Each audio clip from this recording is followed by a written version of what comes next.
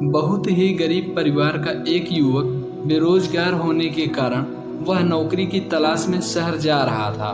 वह शहर जाने के लिए रेलगाड़ी में सफ़र कर रहा था।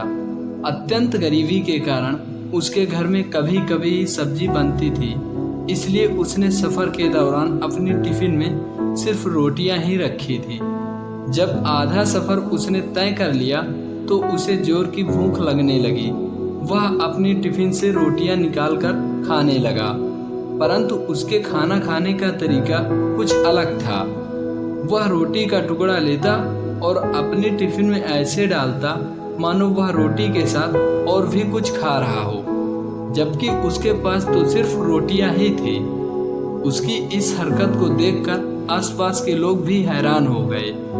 वह युवक हर बार रोटी का टुकड़ा लेता और अपनी टिफ़िन में डालकर ऐसे खाता मानो वह रोटी के साथ और भी कुछ खा रहा हो। धीरे धीरे करके यह बात आसपास के सभी डिब्बों के लोगों में फैल गई। सभी यात्रियों के बीच में एक युवक से रहा नहीं गया। उसने पूछ ही लिया कि भैया, तुम ऐसा क्यों कर रहे हो? क्योंकि तुम्हारे पास सब्जी तो है ही नहीं, फिर तुम हर बार रोटी का टुकड़ा अपने टिफ़िन में डालकर ऐसे खा रहे हो मानो उसमें सब्जी हो।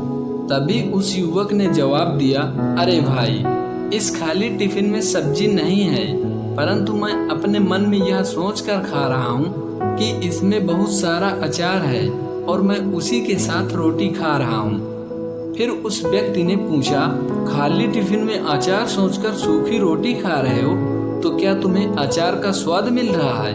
उसने जवाब दिया, जी हाँ, बिल्कुल। उसके इस जवाब को आसपास के सभी लोगों ने सुना और उन्हीं में से एक व्यक्ति से रहा नहीं गया। उसने बोला, जब तुम्हें सोचना ही था तो अचार की जगह मटर पनीर सोचते, शाही गोभी सोचते, तुम्हें स्वादिष्ट व्यंजनों का स्वाद मिल जाता। इतना कहकर वह युवक शांत हो गया। प्रिय मित्रों, इस प्रस्तुति में हमें इस बात को सिखाया गया है कि जब भी हम अपने जीवन में कुछ करने के लिए सोचें तो छोटा ना सोचकर हमेशा कुछ बड़ा सोचें, जिससे कि हमें अपने जीवन में सफलता का स्वाद जब भी मिले बेहतर नहीं बेहतरीन मिले। छोटा सोचेंगे तो भी उतनी एनर्जी, उतना ही समय खत्म होगा, और बड़ा सोचेंगे तो भी उतना ही। इसीलिए हमेशा अपनी सोच को बड़ी रखो। आशा करते हैं आपको हमारी ये प्रस्तुति पसंद आई होगी। फिर मिलेंगे एक ऐसी ही प्रस्तुति के साथ। जय हिंद, जय भारत।